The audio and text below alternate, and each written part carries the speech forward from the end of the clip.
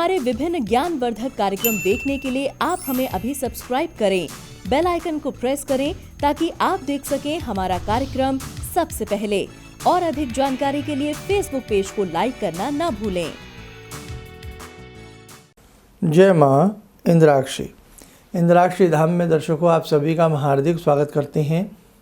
आज के दिन जिन जातकों का जन्मदिवस है, मैरिज एनिवर्सरी है, उन सभी को हमारी तरफ से बहुत बहुत शुभकामनाएं। आज हम बात करेंगे कि जन्म पत्रिका में जो लगन होता है, लगन किसको कहते हैं? प्रथम भाव को, पहले खाने को लगन कहते हैं। जन्म पत्रिका में लगन में अगर किसी व्यक्ति के, किसी जातक के सूर्य हों तो उसके जीवन पे क्या प्रभाव आता है। यहाँ मैं एक छोटी सी बात और बता दूँ, सूर्य लगन में होना शुभ और अशुभ दोनों स्थितियों में आंका जाता है, लेकिन अक्सर सूर्य का परिणाम लगन में अच्छा होता है। ऐसी ही कुछ चर्चाएं आपसे आज हम करने वाले हैं। आइए फिलहाल आज का पंचांग देख लेते हैं।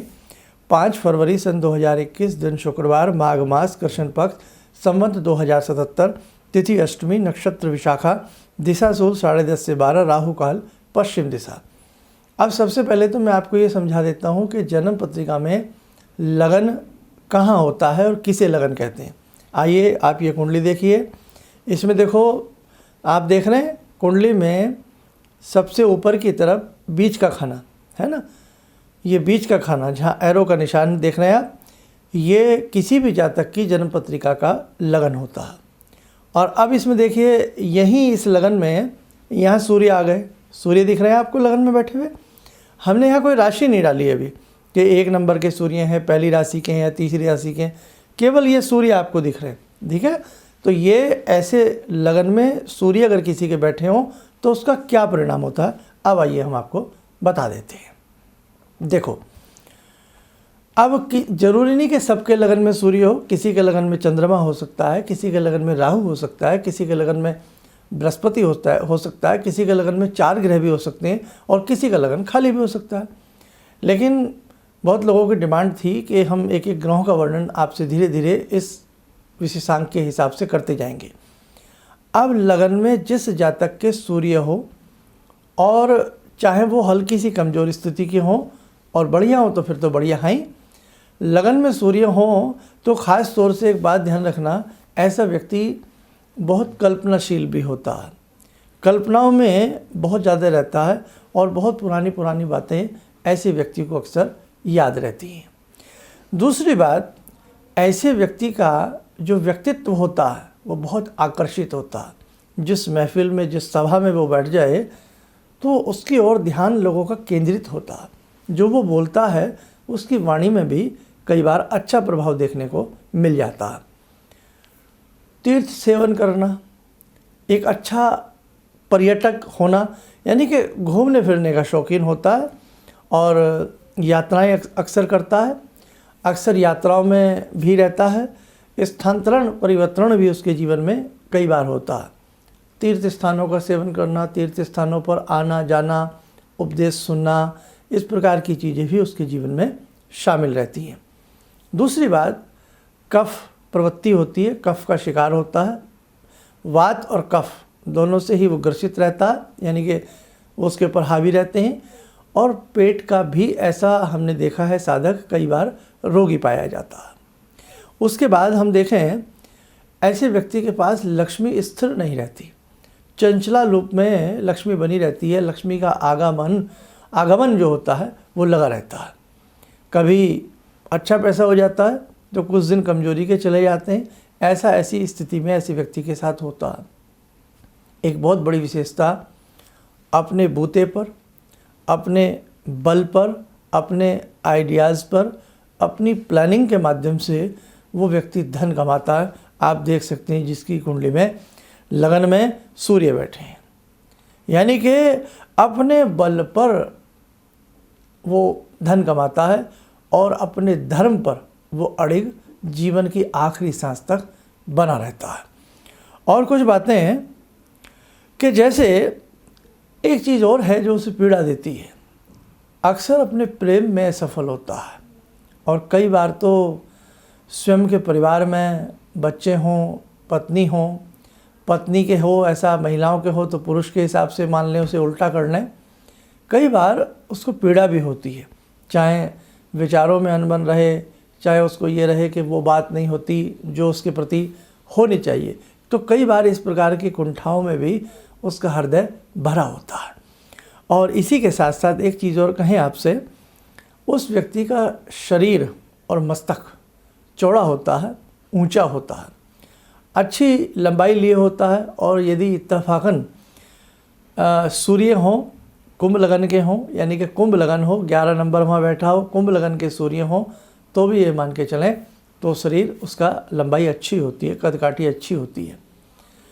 ऐसी ऐसी विशेषताएं हर ग्रह की अपनी कुंडली में होती हैं। दर्शकों, यदि आप कुंडली पढ़ने पर आ जाएं, और जैसे हम हर संडे क्लास लेते हैं, फ्री ऑफ कॉस्ट हमारी क्लास होती है सुबह 7 बजे, कोई भी हमारी उस क्लास से ज्योतिष विद्या को आसानी से सीख सकता है। ये हमारे ऋषियों की विद्या है, ये हमारे ऋषियों का एक विशेष मंथन और चिंतन है। और मेरी यही ख्वाहिश है, मेरी यही इच्छा है कि ढेरों सारी बातें, बहुत सारे ऐसे ज्योतिष के सूत्र आप हमसे सीखते जाएं। तो हमारे ऋषियों ने हम पर भी तो उपकार किया ना, वो ये विद्या अपने तक सीमित रखते तो कैसे आगे बढ़ती। तो आज मैंने ये आपको बहुत संक्षिप्त सा बताया है कि यदि लगन में सूर्य हों तो किस प्रकार की बातें ऐसे व्यक्ति के साथ होती हैं। एक विशेषता और हमने देखी है ऐसे व्यक्ति के साथ कि कई बार ऐसा व्यक्ति क्रोधी, चिड़चिड़ी प्रवृत्ति का हो जाता है, लेकिन क्षणिक क्रोध आएगा और प्रसन्नता भी क्षण भर में प्रसन्न हो जाता है। जरा सी बात पर किसी कोई उसके लिए अच्छी बात कर दे तो क्षणिक भर में ऐसा व्यक्ति प्रसन्न भी हो जाता है। एक विशेषता और है इस ऐसे व्यक्ति के अंदर, बड़े गहरे गहरे राज अपने हृदय में छिपा करके रख लेता है। अगर किसी व्यक्ति के प्रति इसके मन में घृणा पैदा हो जाए तो वो घृणा निकलती नहीं, वो घृणा जाती नहीं। कोई बात इसके मन में अटक जाए तो 20-20, 25-25, 50-50 साल तक वो बात हृदय से नहीं निकलती। क्यों? हृदय का ये भावुक होता है ऐसा व्यक्ति, कोमल होता है, आँखों में नम आँखों वाला होता है, यानी कि शीघ्र दिल और आँखों में पानी आ जाता है ना। तो सूर्य है साहब, और सूर्य नवग्रहों के राजा हैं। बहुत सारी ऐसे व्यक्ति में आगे आगे जैसे जैसे इसकी आयु बढ़ती है तो उसे अच्छे विशेष लाभ मिलते हैं। और अक्सर ऐसा व्यक्ति अपनी शादी के बाद हमने देखा है अच्छी तरक्की में जाता है। मेरे साधकों, ऐसे ही चंद्रमा लगन में हो तो क्या होता है, बृहस्पति लगन में हो तो क्या होता है, 2 ग्रह लगन में हो तो क्या होता है। आप बहुत कुछ ऐसी चीज़ें, ऐसे सूत्र मैं आपको लिखवाने वाला हूँ जो मेरे जीवन में अनुभव रहा है। मैं आपको अपने अनुभव की वो चीज़ें बताऊंगा। आप देखते रहिए, सुनते रहिए हमारा ये खास कार्यक्रम। आइए साधकों, समय हो चला आज की ध्यानमाला का। आज की ध्यानमाला में हम जुड़ते हैं भगवान शिव शंकर से। ओम आत्मा त्वं गिरिजामति सहचरा प्राणा शरीरं गृहं पूजा ते विषयोपभोग रचना निद्रा समाधिस्थिते संचारा पदयो प्रदक्षिण विदेः श्रोत्राणि सर्वागिरो यद्यात् कर्म करोमि तद्दखिलं शम्भोस्तवाराधनम् चन्द्रोद्भासितशेखरे स्मर हरे गंगाधरे शंकरे सर्पे भूषितकण्ठकर्णविवरे नेत्रोत्तवे स्वानरे दन्ते त्वकृतसुन्दरां वरदरे त्रैलोक्यसारे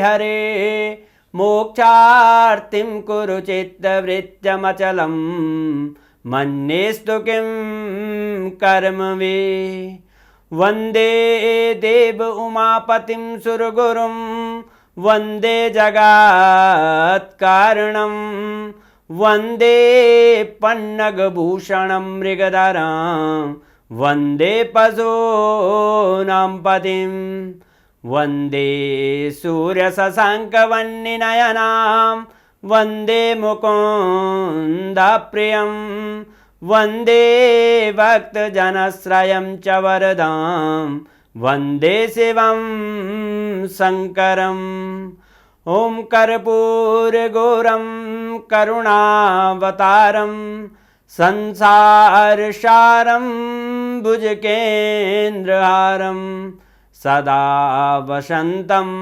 हृदयारविन्दे भवं भवानी सहितं नमामि भवं भवानी सहितं नमामि। कवच बना लें, ध्यान करें, भगवान शंभू का आशीर्वाद हम सबके ऊपर बरस रहा है।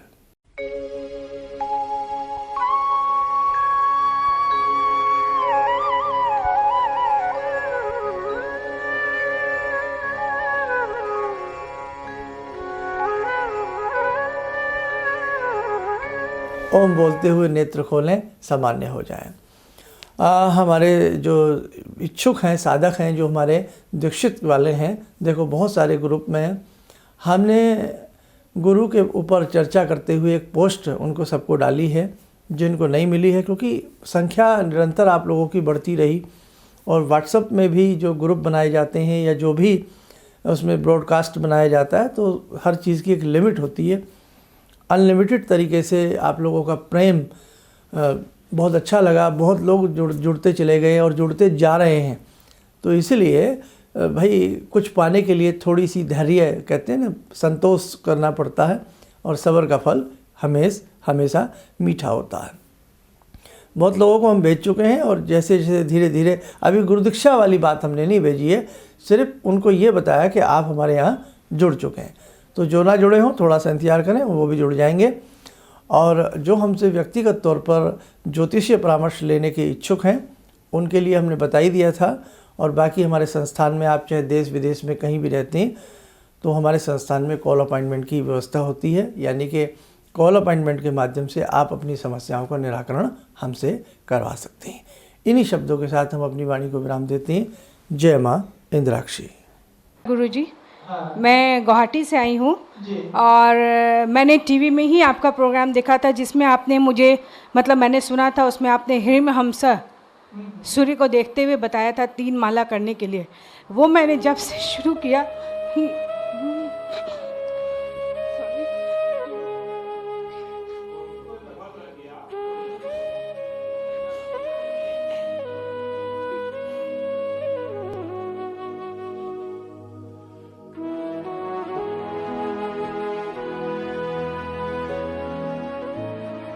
शक्ति सी, मैं बहुत मुसीबत में रही हूँ। एक पावर सा मेरे अंदर आया, और मुझे एक नेगेटिविटी दूर हुई, और मतलब मैंने ऐसा फील किया कि मैं उस प्रॉब्लम को फेस कर सकती हूँ। और अभी भी मतलब कंटिन्यू है मेरा वो, तब तक शायद जब तक मेरा जीवन रहेगा, जब तक मेरी प्रार्थना पूरी ना हो जाए। Thank you so much.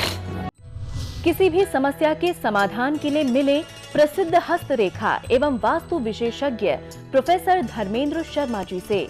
Note: शिविर में भाग लेने हेतु एवं व्यक्तिगत रूप से मिलने के लिए कॉल करने का समय सुबह 10 बजे से शाम 6 बजे तक। हमारे विभिन्न ज्ञानवर्धक कार्यक्रम देखने के लिए आप हमें अभी सब्सक्राइब करें, बेल आइकन को प्रेस करें ताकि आप देख सकें हमारा कार्यक्रम सबसे पहले। और अधिक जानकारी के लिए फेसबुक पेज को लाइक करना न भूलें।